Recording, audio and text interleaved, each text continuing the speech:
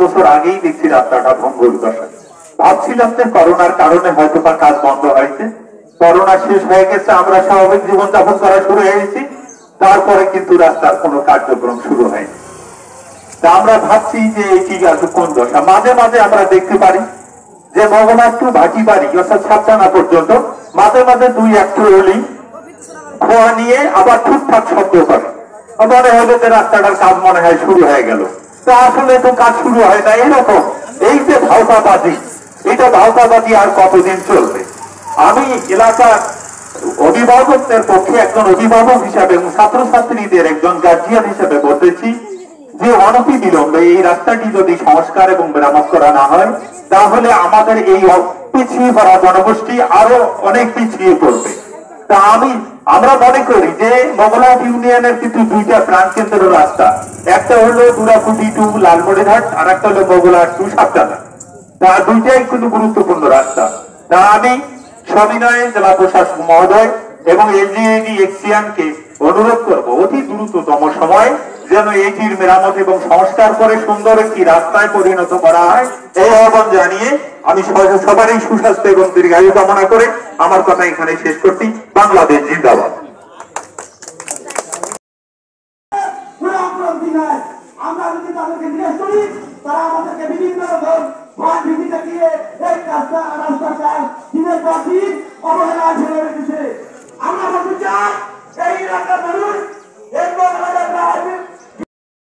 Mogra checkpost stand থেকে ছাত্রনা পর্যন্ত রাস্তাটি দ্রুত সংস্কারের দাবিতে আজকের এই মানববন্ধন কর্মসূচিতে এ পর্যায়ে আপনাদের মাঝে বক্তব্য রাখবেন মগরা ইউনিয়ন বিএনপির বিপ্লবী সাংগঠনিক সম্পাদক ছোট বাবের এক বড় ভাই জনাব মোহাম্মদ হায়দার আলী। জনাব মোহাম্মদ হায়দার আলী। বিসমিল্লাহির রহমানির রহিম। মগলাহাট টেম্পু স্ট্যান্ড হতে ছাপটানা বাজার পর্যন্ত রাস্তাটি সংস্কারের দাবিতে আজকের এই আন্দোলনের হিসাবে আমি কথা বলছি। সেটা হলো যে 2021 সালে আওয়ামী ফ্যাসিস্ট সরকারের আমলে টেন্ডারকৃত রাস্তাটির কাজ পায় আওয়ামী লীগ সরকারের ঠিকাদার। সেই ঠিকাদার রাস্তাটির কাজ শুরু করে প্রথম বিল উত্তোলন করে তারা আর কোনো কাজে হাত দেয়নি। টাকা পয়সা নিয়ে লাপাত্তা হয়েছে।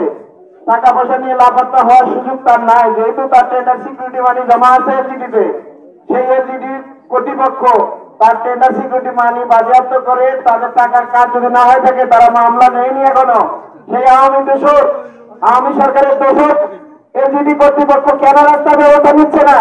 দ্রুত প্রশাসনের কাছে আমরা অনুরোধ জানাচ্ছি তদন্ত পূর্বক প্রয়োজনে ব্যবস্থা গ্রহণের জন্য। এই রাস্তাটি অত্যন্ত জনগুরুত্বপূর্ণ রাস্তা। এই রাস্তা দিয়ে ইউনিয়ন পরিষদ, এই ইউনিয়নের সমস্ত প্রশাসন ইউনিয়ন পরিষদের পরিচালিত হয়। ইউনিয়ন পরিষদ তিনটা স্কুল, এই রাস্তাটি দিয়ে মানুষ চলাচল করতে পারছে না। শুষ্ক মৌসুমে একটা মোটরসাইকেল গেলে পিছনে আধা ঘন্টা অপেক্ষা করতে হয় ধুলা মুক্ত হওয়ার জন্য।